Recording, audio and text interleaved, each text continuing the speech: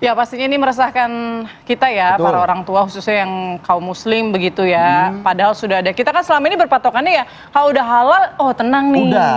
nyaman, Betul. aman itu konsumsi anak-anak. Apalagi ini semuanya adalah produk anak-anak gitu ya. Makanan anak-anak, Betul. jajanan anak-anak yang suka kalau gampang ditemui di tempat perbelanjaan, langsung diambil, nggak usah ngomong-ngomong, kadang ngumpet-ngumpet. Kayak yang jadi sering kita kamu nggak tahu. bawa kan? Pilih Gitu. suka nih jajanan anak-anak nih. So. Yang penting ngambil tapi bayar, jangan sampai ngambil bawa pulang.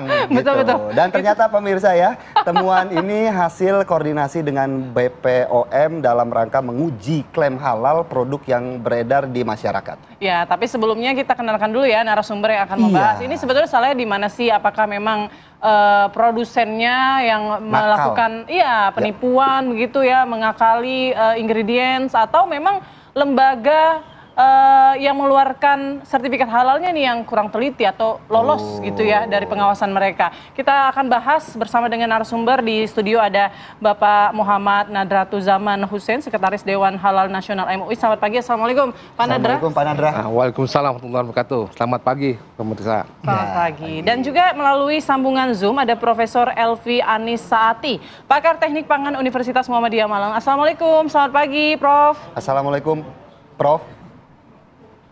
Waalaikumsalam warahmatullahi wabarakatuh. Selamat pagi. Baik, sebelum kita menyapa dua narasumber, kita juga akan berikan grafis begitu ya kepada pemirsa bagaimana informasi terkait penemuan produk non halal ya, padahal sudah bersertifikasi halal. Ini adalah produk pangan olahan yang ternyata mengandung babi, pemirsa. Kita bisa lihat ya Putri ya, dari 3 item pertama langsung jajanan anak-anak semua ini.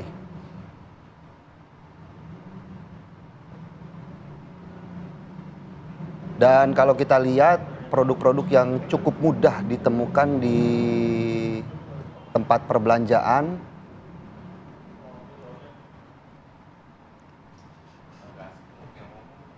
Nah ini diperhatikan ya ibu-ibu, bapak-bapak. Betul. Ini jajanan yang sangat mudah kita temui dimanapun ya, di tempat perbelanjaan, di minimarket, bahkan kadang-kadang di warung-warung juga ada. Jadi diperhatikan merek-merek yang sudah kami tampilkan ini untuk nanti diwaspadai, jangan sampai membeli karena sudah pasti mengandung unsur babi. Tapi informasi yang kami dapat juga produk-produk ini sudah hilang di pasaran ya Putri ya. Nanti juga kita akan simak di lapangan bagaimana produk-produk ini apakah masih terus beredar atau memang sudah ditarik dari pasaran. Ya pemirsa, kami akan langsung mengajak Anda untuk berdialog dengan Pak Nadra. Terlebih dahulu Pak Nadra, bagaimana kemudian menanggapi fenomena sertifikasi halal tapi ternyata ditemukan tidak halal. Apa yang kemudian terjadi? Apakah memang fungsi pengawasannya yang lemah? Atau justru ini ada produsen-produsen yang nakal yang kemudian mengakali produk mereka? Ya, terima kasih. Saya sudah diundang oleh TV One ini. Baik. Kita ingin mendudukan ya persoalannya ya, supaya secara objektif, bukan membuat tambah gaduh tentunya ya. Dan kita tahu bahwa jangan sampai masalah sertifikasi halal atau produk halal ini yang ditampilkan yang masalah yang jelek-jeleknya ya. Sehingga kita bilang bad news is a good news ya, bukan seperti itu ya. Tapi kita yang mendudukan gitu. Nah oleh karena itu kalau kita simak dari 9 produk tersebut, ada yang import tanpa sertifikat halal. Nah ini kalau kita mempertanyakannya, kita ini sudah wajib sertifikat halal sebenarnya. Sejak 2014 undang-undang itu keluar, 2019 harusnya sudah wajib. Tapi pemerintah memundurkan menjadi 2024. 2024 sekarang 2025. Tapi untuk yang kecil-kecil, yang mikro dan ultramikro itu masih juga diperpanjang jadi 2026. Nah, jadi pertanyaannya bagaimana kontrol ya produk ini beredar kok bisa lolos tanpa sertifikat halal. Jadi wajib sertifikat halalnya dipertanyakan sampai di mana pengawasannya. Nah, kalau pengawasan ini kan mulai dari bea cukai ya dan pemerintah sendiri, Kementerian Perdagangan, si pengimpor dan lain-lain. Nah itu yang harus kita menjadi pertanyaan besar. Seperti apa sih mereka cara kontrolnya? Sementara sudah wajib sertifikasi halal. Karena apa? Karena dalam undang-undang itu, kenapa ada wajib sertifikasi halal? Untuk kenyamanan. Untuk kenyamanan, keamanan, keselamatan dan kepastian hukum dari konsumen muslim. Jadi ini kan niatnya seperti itu kan ya. Nah, itu yang pertama kita mempertanyakan. Yang kedua adalah sertifikasi itu dilakukan di negara asal, yaitu negara Cina, yang lembaganya sudah diakui oleh BPJPH. Nah, dan mereka kalau ada sertifikat halal, pengimpor ini harus meregistrasi. Nah, registrasi ini kita mempertanyakan apakah hanya administrasi, ada sertifikat halal langsung diregistrasi begitu, atau memang ada scientific judgment, ada penilaian dari ahli-ahli kita, yang ahli pangan. Nah, atau juga ada ulama juga yang ikut juga menilai. Karena begini, karena produk yang di luar negeri, pengalaman saya, kalau yang bahan bakunya dari enzimatik, dari enzim, dari tubuh hewan, itu kadang-kadang nggak diketahui oleh lembaga sertifikasi tersebut. Karena kemampuan teknologinya kurang. Oke, tapi kalau kata BPJPH, sebetulnya kan ini mereka bukan temuan baru. Jadi sebetulnya 3 bulan sebelumnya sudah melakukan kajian lah begitu, penelitian lebih lanjut untuk lebih memastikan ini benerankah mengandung unsur babi. Tapi apakah nggak sebaiknya kalau memang ada kecurigaan, kenapa nggak ditarik aja dulu? Ya, seharusnya preventif itu bukan sudah beredar. Harusnya di poin pabriknya. Jadi maksudnya kalau misalnya di Indonesia sudah sertifikat halal. Nah, oleh karena itu sebenarnya ada aturan yang mengatakan internal halal auditor atau penyelia halal itu harus bekerja dengan baik. Jadi pengawasan tuh yang paling penting preventif. Kalau sudah beredar kan artinya sudah eksternal, sudah sulit. Susah juga nariknya. Sudah sulit, dan ini kan bicaranya masalah ekonomi. Dan kalau undang-undang perlindungan konsumen dan undang-undang pangan itu ada unsur penipuan karena labelnya halal tapi tidak halal. Dan kalau ini kan dianggap sudah pidana, jadi tidak bisa. Yang bertanggung jawab siapa? Ya kalau ini karena pemerintah menyebut dia yang menjamin. Badan Penyelenggara Jaminan Produk Halal. Berarti yang menjamin siapa? Pemerintah. Betul. Oleh karena itulah pemerintah ini harus bertanggung jawab. Tapi kita akan mengatakan ini kan harus dibangun sistemnya. Tidak bisa pemerintah begitu saja, ya kan dia harus dibantu. Nah, sistemnya itu adalah di level perusahaan pabriknya itu. Harus ada internal halal auditor dan harus ada sistem jaminan produk halalnya atau halal assurance sistemnya. Nah, ini yang saya lihat tidak dilakukan. Kenapa? Karena sertifikat halal ini seumur hidup sekarang. Dulu 4 tahun sekali. Nah, kalau orang seumur hidup dia udah lupa nih. Baik, Pak Nadra. Ya kan terlalu lama dia jadi disebut halal terus. Gitu ya. Nah, Pak Nadra, kita langsung ke Prof. Elvi. Prof. Elvi tadi menarik bahwa ada kandungan menurut Pak Nadra begitu ya, yang dari enzim yang cukup sulit untuk diketahui apakah ini mengandung kandungan babi atau enggak. Menurut Prof. Elvi seperti apa? Jadi kalau saya, ini kan sebenarnya adalah sebuah ketidakinginan bersama ya. Jadi proses sertifikasi halal tadi sudah dijelaskan oleh Prof. Nadra.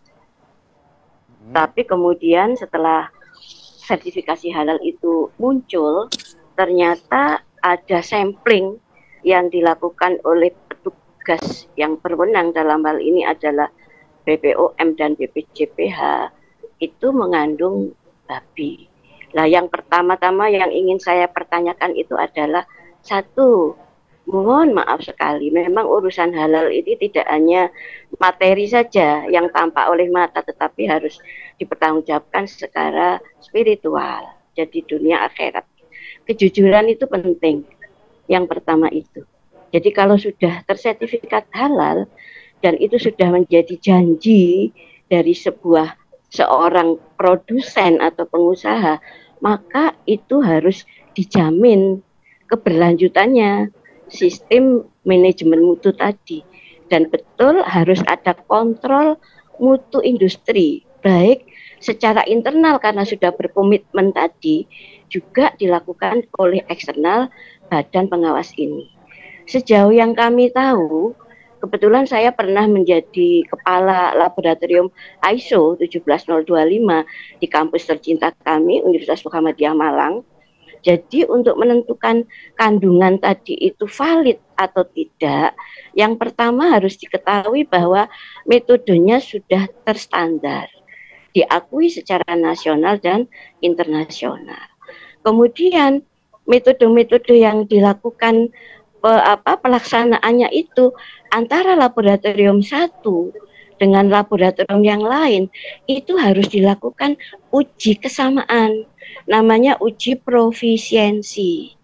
Nah ini saya mendengar juga ada berita bahwa ternyata perusahaan yang memproduksi tadi itu sudah melakukan uji ulang di laboratorium yang sangat terkenal dan profesional ya, kita tahu Sukovindo. Itu hasilnya negatif begitu. Jadi saya sedikit punya dugaan bahwa metode yang dilakukan oleh laboratorium di BPJPH, di BPOM, dan di Sukovindo mungkin satu tidak sama persis, atau yang kedua perlu dilakukan uji profisiensi tadi itu. Karena setahu saya kalau laboratorium tadi diakui standar ISO 17025 itu data dari laboran dengan ruang lingkup uji yang sama minimal 3 laboratorium itu harus inlier, tidak boleh ada yang outlier. Mungkin ini perlu duduk bersama menyamakan standar ya uji halal tersebut secara bersama-sama. Itu mungkin sehingga tidak ada perbedaan hasil.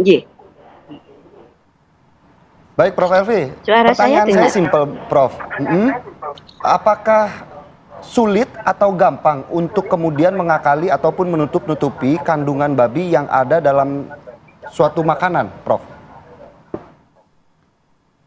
Ya sebenarnya kalau orang ingin berbuat tidak jujur ya cerdik juga toh Pak, dengan cara mengakali mencampur bahan ya sedemikian rupa, karena bahan-bahan yang terdeteksi itu adalah secara struktur molekuler kan begitu, interaksi kimia.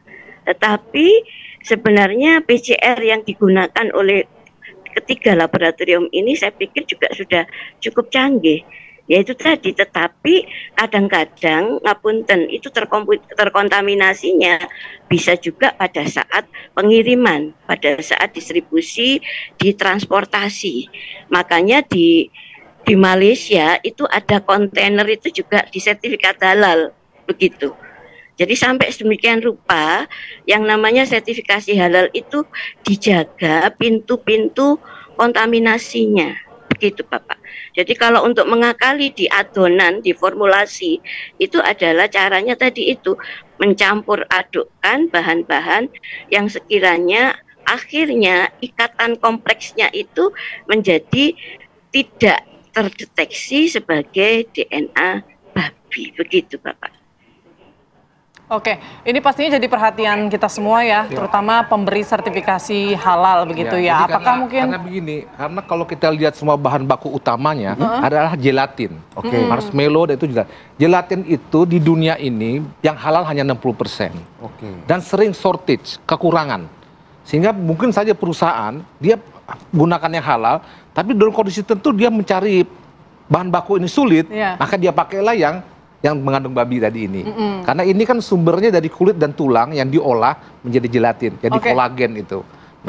Kalau memang fungsi pengawasannya juga saat ini perlu dievaluasi begitu ya, bagaimana kemudian kebobolan bisa masuk ke dalam Indonesia, tapi perlu nggak sih kita juga mengecek mungkin laboratorium pemberi sertifikat halal ini apakah teknologinya mendukung untuk menemukan adanya kandungan-kandungan yang memang tidak dibolehkan gitu ya untuk masuk ke dalam produk halal. Sesaat lagi pemirsa kita akan bahas, usai jeda berikut tetap bersama kami di Apa Kabar Indonesia Pagi.